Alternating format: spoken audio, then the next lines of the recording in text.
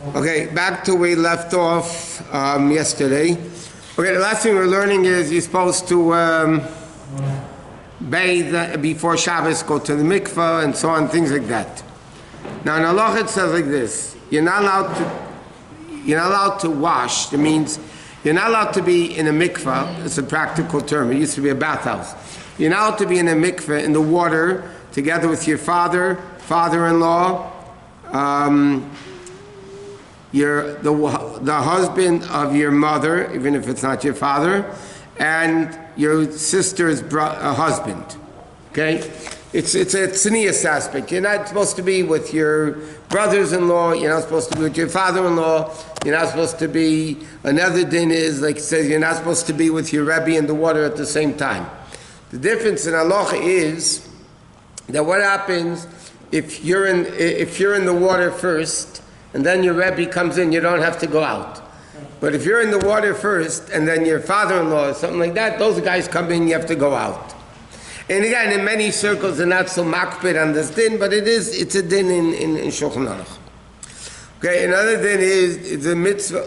What? In the water at the same time? In the water. We can all do it at the same time? Yeah. Just not in the water.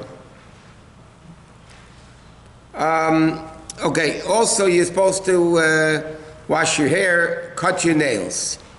And if your hair is long, you also have a mitzvah to cut them on Erev Shabbos. Why? Because it's, according to halacha, long hair is despicable and long nails are despicable. This in this week's parsha. With the Eishes Yifas Tzayis, so you make her nails grow long, that she should look despicable. In today's world, it's just the opposite, a crazy world. So long hair is supposed to be nice, and long nails are supposed to look nice. But according to Torah, that's not the way it's supposed to be. How is long hair defined? What is long hair? Depends for who. I don't know, whatever. Now, it's also customary, these are all customs, it's brought down in halacha, but it's not, you must. Some people have a custom, they don't cut their toenails and fingernails on the same day. They don't cut their toenails and fingernails on the same day. It's also brought down in Shulchan Aruch, it's preferable not to cut your nails on Thursday. It means Wednesday night or Thursday. Why? Because it says in Shulchan Aruch that the nails begin growing on the third day. Now if you speak to doctors, they'll tell you, no, they start growing right away, which is true. But on the third day, it takes a sprint up, so to speak. It goes a little bit more. So even though you're doing it on Thursday, but you don't want to cut your nails in a way that's going to start growing on Shabbos. Now halachically, it's not an issue, because I'm doing it on Thursday. You could turn on a light, or as they say in yeshiva, open the light. You could turn on a light on Friday and it's going to burn a whole Shabbos, so you're not doing anything. But it's brought down in halacha that you don't do it. Also it's brought down that when on Rosh Chodesh you don't cut your hair. That's from Rabbi Yosef Shusterman. He says it's even dangerous to cut your hair, whatever that means. It's sakana to cut your hair on Rosh Chodesh. It's interesting. Rabbi Yosef Shusterman in Sefer Chassidim brings down you don't cut nails also on Rosh Chodesh. But that Alter Rebbe doesn't bring down hair cutting. He says in the laws of cutting nails and hair on Erev Shabbos, but he doesn't say it about cutting nails. So the question, does he not hold of it at all? Some people want to explain that on Friday you can cut your nails even if it's Rosh Chodesh, but haircuts you don't take on Friday even if it's Rosh Chodesh, even if it's Friday. I mean, even the Kavod Shabbos, you shouldn't cut your nails. Hair. But if it's not Friday, you don't cut your nails either. But if you're on Friday, if it's Rosh Chodesh, you can cut your nails, but not your hair. That's what it comes out from the Alter Rebbe. Also, there's another custom that you don't cut your fingers in a row. And you don't cut, you skip around the fingers. And there's a whole order which halacha says. So in the first one, okay, in the right hand, you start one, this, okay, I'm showing the picture, but whatever we'll call the fingers, 1, 2, 3, 4, 5, okay? So on the right hand, you start, like he says, you start 2, 4, 1, 3, 5. Basically, the main thing is you skip nails. In the left hand, you start from 4, 2, the left hand, when you do it, you know what you're doing. Okay, 4, 2, 5, 3, 1. Again, 4, and the left hand you do 4, 2, 5, 3, 1. You just cut them. The main thing is you don't cut them in order. That's the main. Oh, so it's interesting. In Alter Rebbe's Shulchan Aruch, which is, it's not for sure, but Alter Rebbe says you start cutting the left hand first. He says what you cut, and then he says umaschilim b'smoil, and then he says the left hand, and then he says what the right hand.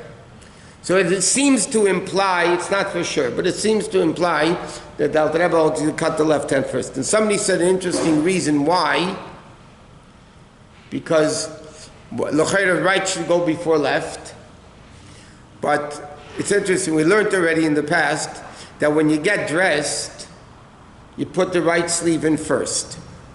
When you get undressed, you take out the left sleeve first, right? The right pant, left pant, right? When you get undressed, you do the reverse. So when you're cutting nails, you're taking off from the body. So therefore, it's the logical thing to say, it makes sense, by the way, that you cut the left hand first because then you're removing stuff from the body, so getting undressed versus getting dressed. If somebody else cuts for you, I haven't seen about that, but the logic is it would be much easier because you're not doing it. You're just holding out your hands. So it's not, you're not actually cutting it. So it could be a little bit different. Now the Gemara says, what do you do with your nails? So the Gemara says like this. The Gemara Nida says, if you throw your nails on the floor, you're a Rasha. If you bury them, it's called a Beinani. In-between person. A tzaddik, a tzaddik it says. And if you burn them, you're called a chassid, which is even above and beyond the letter of the law. Why? What's this whole thing with the nails?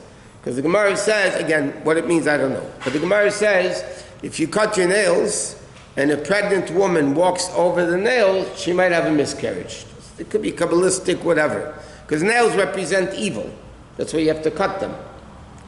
Long hair and we learned about this in Chassidus. If you think about it, Hashem doesn't make our nose grow, unless you're Pinocchio. He doesn't make the nose grow and then you cut it off. Yeah?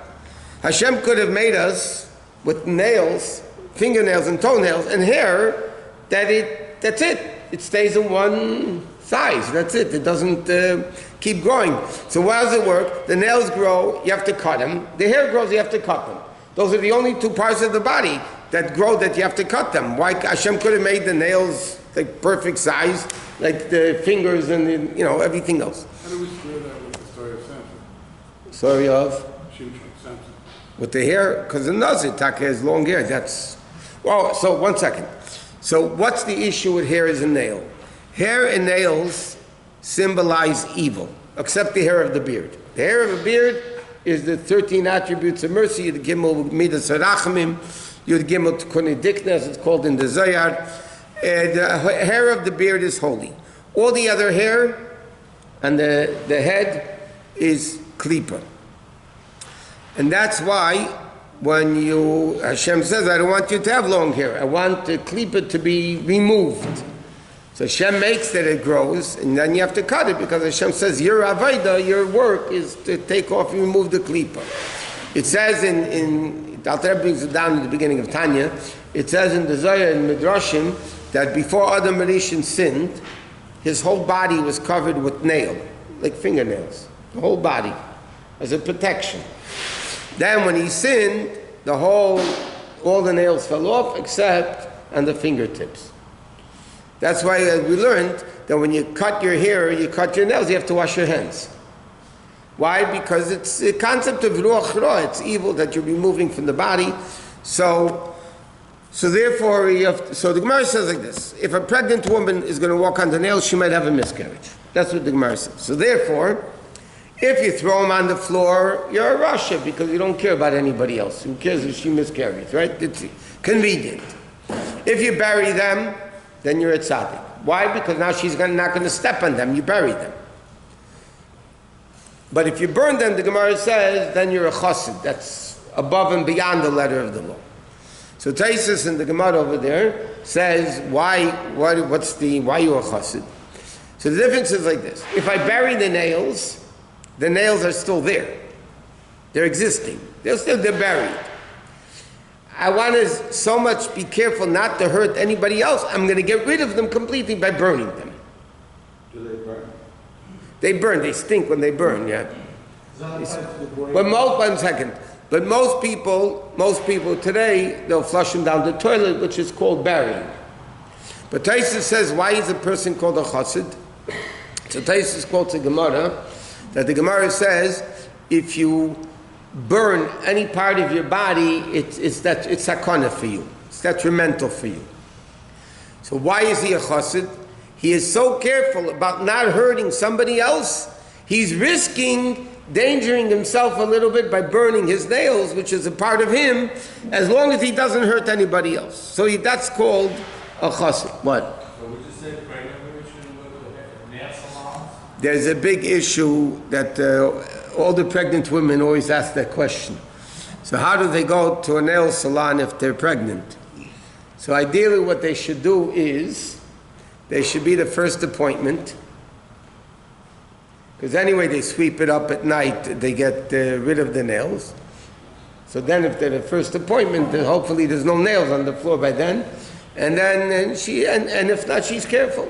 Walk in with a broom. If you're a witch, you walk in with a broom. What? How does the Gemara treat the idea when the person passes, we clean the body, we do tahara, right? Right.